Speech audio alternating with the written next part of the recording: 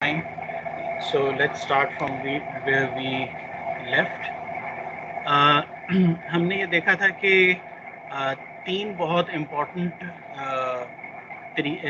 मतलब रिक्वायरमेंट्स हैं lazing action, जिसमें सबसे पहला जो है वो पॉपुलेशन इन्वर्जन है। दूसरी बात क्या है, पॉपुलेशन इन्वर्जन के बाद पॉजिटिव फीडबैक की ज़रूरत होती है। तीसरा क्या है कि हमें स्टिमुलेटेड एमिशन की ज़रूरत होती है। ये तीन जब फिनोमेना वर्क कर रहे हों तो हम लेजिंग एक्शन को स्टार्ट कर सकते हैं। ठीक है, so let's go to the first requirement which is the population inversion. ये तब होती है कि जिस वक्त total number of electrons in the conduction band is more as compared to those in the valence band. Valence band के अंदर जितने इलेक्ट्रॉन्स होते हैं, अगर उनकी तादाद कम हो जाए as compare to those in the conduction band, यानी कंडक्शन बैंड में तादाद ज़्यादा हो जाए, ठीक है, तो ये एक पॉपुलेशन इन्वर्जन हो गई इलेक्ट्रॉन्स की। और यही एक नेसेसरी कंडीशन है लेज़र की। उससे पहले यानी कि पॉपुलेशन इन्वर्जन से पहले आप लेज़र एक्शन को स्टार्ट नहीं कर सकते। The laser phenomena does not start without population inversion,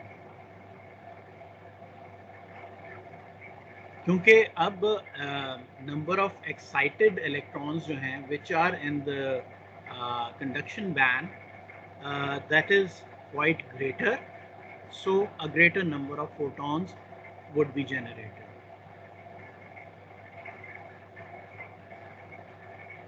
अच्छा, अब as the loss in laser is due to material absorption and due to mirror loss, uh, the the number of photons continues to grow and loss increases accordingly. अच्छा, यानी कि दो तरीकों से जिस वक्त आप एक लेज़र के अंदर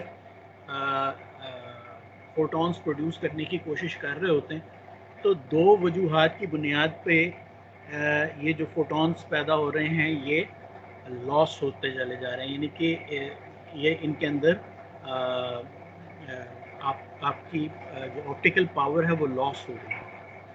क्या रीज़न है? एक तो ये कि जब वो अंदर with in its active region वो मूव कर रहे होते हैं तो उसके अंदर वो एब्जॉर्ब हो जाते हैं। दूसरी रीज़न क्या है कि इर्द गिर्द में मिरर्स लगे होते हैं, वो मिरर्स जो हैं परफेक्टली उनको रिफ्लेक्ट नहीं करते। जब परफेक्टली रिफ्लेक्ट नहीं करते तो वहाँ पर भी कुछ जो फोटॉन्स हैं वो ज़ाया हो जाते हैं, और इस ज़िया की वजह से हमें कुछ लॉस महसूस होता है। लेकिन इस लॉस को कवर अप करने के लिए हम और तरीके इस्तेमाल कर लेते हैं। अगर तो हमारे जो total stimulated number of electrons, stimulated number of photons जो है वो काफ़ी ज़्यादा हों तो थोड़ा बहुत लॉस होता रहे, लॉस भी होता रहेगा और नए फोटॉन्स पैदा होते रहेंगे। ठीक है, तो इन नए फोटॉन्स से लाइट जो है वो लेज़र एक्शन से पैदा होती रहेगी। ठीक है, लेकिन अगर ये जो लॉस है ये ज़्यादा हो जाए, यानी कि within the movement area and due to the mirrors अगर ये ज़्यादा लॉस हो जाए तो क्या होगा कि आपके पास लेसर नंबर ऑफ फोटॉन्स होंगे, और इस वजह से आप क्योंकि आपने इसकी जो एक लेवल है इसके लॉस का उसको आपने क्रॉस नहीं किया, तो लेज़र एक्शन नहीं स्टार्ट होगा। अच्छा, अब अगर तादाद आप बढ़ाना चाहते हैं इस गेन की, इन नंबर ऑफ फोटॉन्स की, तो उसका एक ही सबसे आसान तरीका है, वो ये है कि फॉरवर्ड करंट जो है ना उसको बढ़ा दिया जाए। ठीक है, जितना फॉरवर्ड करंट बढ़ाएंगे उतने ज़्यादा और ज़्यादा से ज़्यादा फोटॉन्स पैदा होंगे और उन फोटॉन्स की मदद से वो फर्दर और फोटॉन्स 1 से 2, 2 से 4, 4 से 8 फोटॉन्स और प्रोड्यूस होते चले जाएंगे। ठीक है, तो यानी कि अगर आप एक सर्टन करंट के ऊपर, करंट वैल्यू या फॉरवर्ड करंट वैल्यू के ऊपर, फॉर एग्जांपल 10 मिली एम्पेयर्स के ऊपर आपको बहुत कम मिल रहे हैं फोटॉन्स, क्योंकि आगे जो स्टिमुलेटेड एमिशन का प्रोसेस है वो इतना ज़्यादा नहीं है, यानी कि उससे जितने फोटॉन्स बन रहे हैं उनसे ज़्यादा फोटॉन्स जो हैं वो लॉस हो रहे हैं in the process. For example mirror के अंदर वो ज़ाया हो रहे हैं, या दरमियान में जहाँ पर उसका मूवमेंट एरिया है वहाँ पर एब्जॉर्प्शन की वजह से ज़ाया हो रहे हैं, तो लेजिंग एक्शन तो नहीं होगा। लेकिन अगर तादाद ज़्यादा है प्रोड्यूस्ड फोटॉन्स की उस तादाद से जो कि एब्जॉर्ब हो रहा है या ज़ाया हो रहा है, तो लेजिंग एक्शन कंटिन्यू करेगा।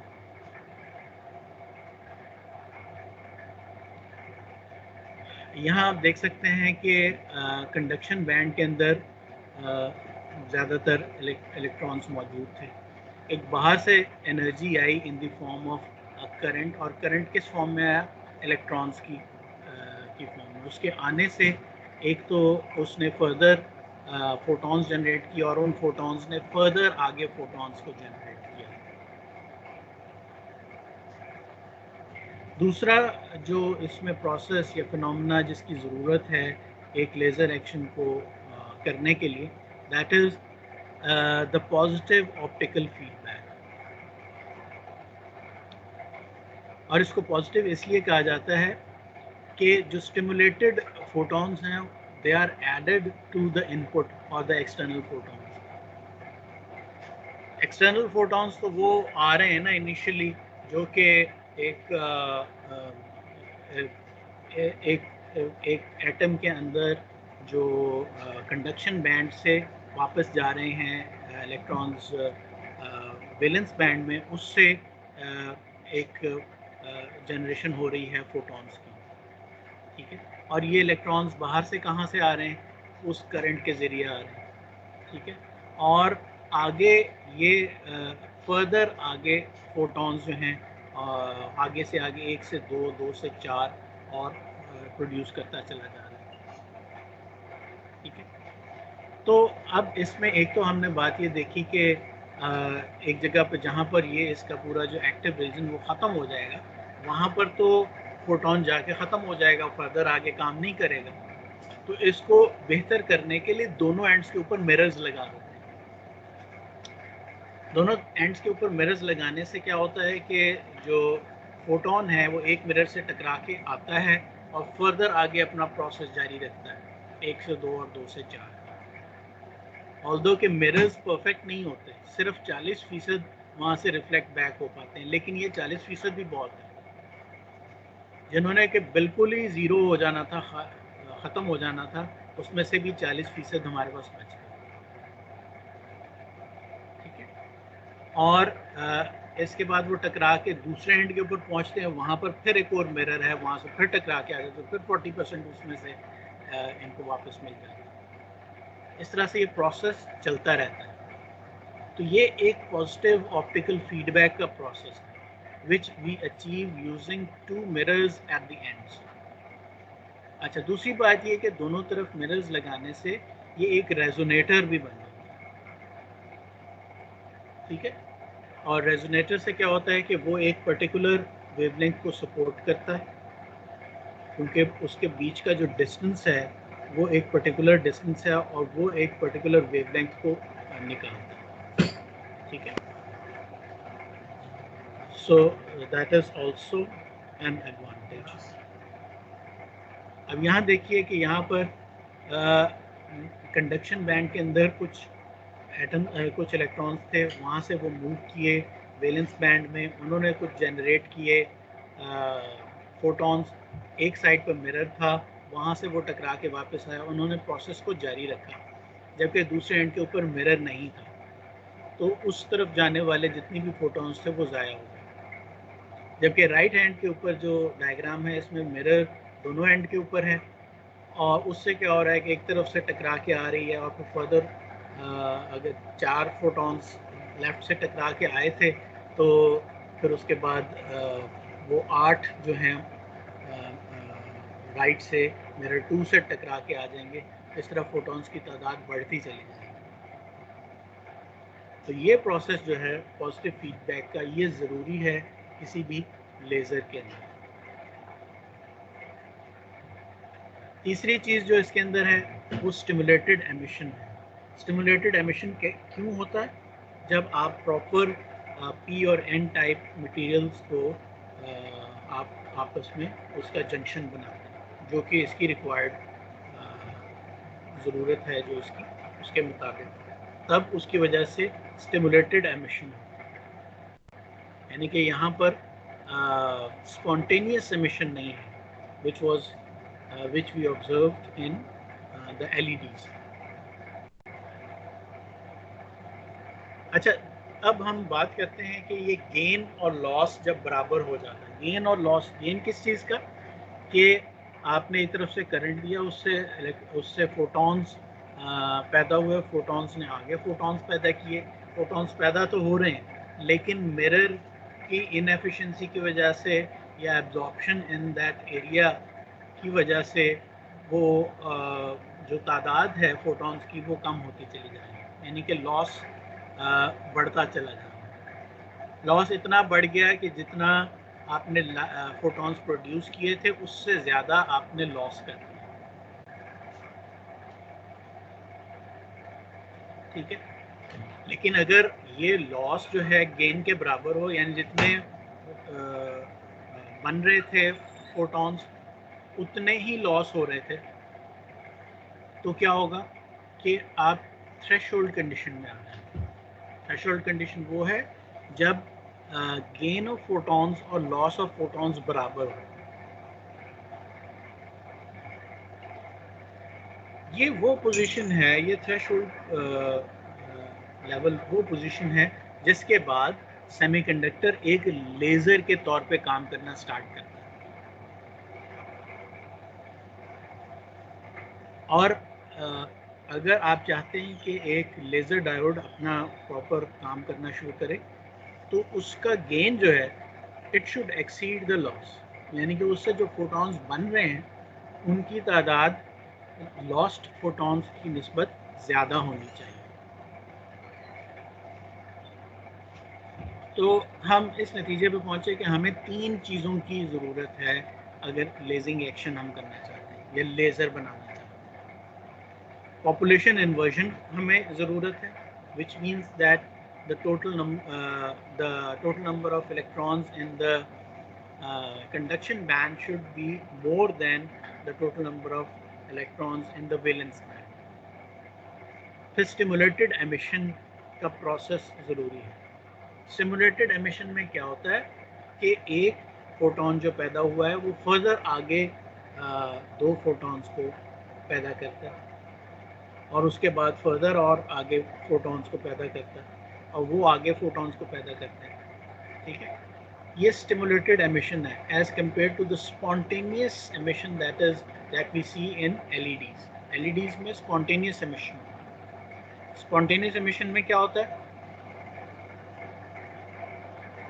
एलईडीज में कि उसके अंदर एक जो फोटॉन पैदा होता है किसी इलेक्ट्रॉन के अपने चेंज की वजह से कि वो कंडक्शन बैंड से अपने वैलेंस बैंड के अंदर आया, बस वही एक फोटॉन निकलता है, वो फर्दर और फोटॉन्स को नहीं निकालता। ठीक है, लेज़र के अंदर स्टिमुलेटिव एमिशन है जिसमें एक फोटॉन फर्दर और बहुत सारे फोटॉन को जनरेट करने का पेशखेम होता है। इसके बाद आ जाती है बात पॉजिटिव फीडबैक की। पॉजिटिव फीडबैक के लिए हमने ये बात की थी कि हम दोनों एंड्स के ऊपर मिरर्स लगा देते हैं। मिरर्स क्या काम करते हैं कि एक साइड से चलते हुए जो फोटॉन्स आके और जनरेशन कर रहे हैं, स्टिमुलेटेड एमिशन कर रहे हैं, जब वो इस एरिया के एंड पर पहुंचेंगे तो आखिर में तो वो एब्जॉर्ब हो जाएंगे या लॉस्ट हो जाएंगे। ठीक है, तो हम वहाँ पे जब मिरर लगा देते हैं तो मिरर की वजह से वहाँ पर से मिरर से वो टकरा के वापस आ जाते हैं और आके फर्दर ये जो स्टिमुलेटेड एमिशन का प्रोसेस है इसको जारी रखता है। इन द सेम वे जब वो दूसरी एंड के ऊपर पहुँचते हैं वहाँ पर एक और मिरर लगा होता है, वहाँ से फिर टकरा के वो फोटॉन्स वापस आ जाते हैं और अपने प्रोसेस को जारी रखते हैं। ये मिरर्स परफेक्ट नहीं होते, ये मिरर्स जो हैं इनकी एफिशिएंसी 100% नहीं होती, अप्रॉक्सीमेटली 40% होती है, यानी कि 40%, अब एग्जैक्टली भी 40% नहीं है, इसके आसपास कोई रीज़न कोई वैल्यू हो सकती है, यानी 40% फोटॉन्स इधर से टकरा के वापस आ जाएंगे, बाकी ज़ाया हो जाएंगे। बीच में जिस जो फोटॉन्स की मूवमेंट का एरिया है वहाँ पर भी एब्जॉर्प्शन हो रही है, लेकिन हो क्या रहा है कि आपने जो तादाद पैदा की है फोटॉन्स की वो इसकी निस्बत बहुत ज़्यादा है जो कि लॉस्ट हो रहे हैं इन इनएफिशिएंट मिरर्स और absorption in the run area. ठीक है, सो इस तरीके से हम इसको इम्प्रूव करें। ये डायग्राम शो करती है कि आपका गेन जो हो रहा है अगर वो लॉस से कम है, लॉस ज़्यादा है, उसकी एक स्ट्रेट लाइन ऊपर शो कर रही है, gain is less than loss. ठीक है, तो क्या होता है, तो आप लेजिंग एक्शन स्टार्ट नहीं कर सकते, ऑल्दो कि इसमें फोटॉन्स पैदा हो रहे हैं, जा रहे हैं, आउट हो रहे हैं, और ये वाला प्रोसेस एलईडीज के अंदर होता है, यानी कि अभी स्पॉन्टेनियस एमिशन हो रही है। फिर एक वक्त आता है कि जितना इसके अंदर एब्जॉर्प्शन हो रही है उतने ही नए जनरेट हो रहे हैं। ठीक है, तो वो जब ये बराबर हो गए तो इसको हम कहते हैं ये थ्रेशोल्ड कंडीशन। अच्छा, अब इस एक्टिव लेयर के अंदर हम इसको डिस्टेंस में मेजर करते हैं, एक सर्टन पॉइंट से स्टार्ट होकर सर्टन डिस्टेंस डिफरेंट पॉइंट तक आपका कुछ गेन हो रहा है, आपके इलेक्ट्रॉन्स, आपके फोटॉन्स प्रोड्यूस हो रहे हैं, और on the Y axis we are showing the gain.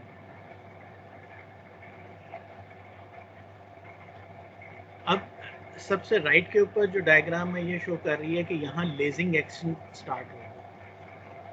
Lazing action में क्या हो रहा है कि आपका जो गेन है वो लॉस से बढ़ गया, और ये किस सूरत में हुआ कि इसके अंदर स्टिमुलेटेड एमिशन स्टार्ट हो गए, आपने इसके अंदर पॉजिटिव फीडबैक डाल दिया और इसके अंदर प्रोसेस को स्टार्ट करते हुए पॉपुलेशन इन्वर्शन थी। इन तीनों की वजह से आपका जो टोटल गेन है वो लॉस से बढ़ गया। जब लॉस से बढ़ गया तो ये लेजिंग एक्शन स्टार्ट हो गया। ठीक है, अब ये बढ़ता चला जा रहा है। ठीक है, बढ़ते चले जा रहे हैं तादाद में फोटॉन्स। ठीक है, इसको अगर फॉरवर्ड करंट की सूरत में देखें, जैसे कि कैरेक्टरिस्टिक कर्व हम देखते हैं डायोड की, तो एक थ्रेशोल्ड करंट तक ये आउटपुट पावर है वो इंक्रीज़ करती रहती है, और उसके बाद वो स्ट्रेटन काफ़ी स्टीपली आगे बढ़नी शुरू करती है।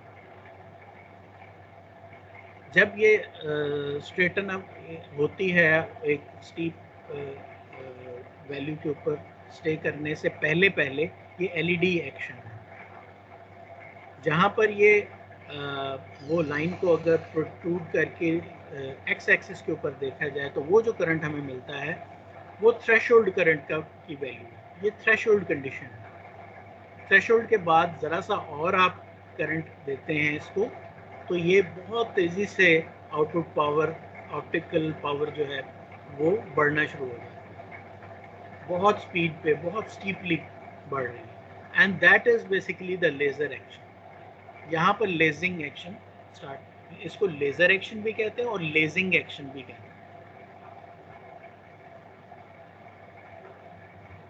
अब जो लेज़र डायोड है वो एमिट करता है ज़्यादा power as compare to light emitting diode. जैसे ही थ्रेशोल्ड करंट को एक्सीड किया जाता है, अब उसके बाद बहुत थोड़ा सा करंट आप इंक्रीज करें तो बहुत ज़्यादा ऑप्टिकल पावर आउटपुट मिलना शुरू हो जाता है।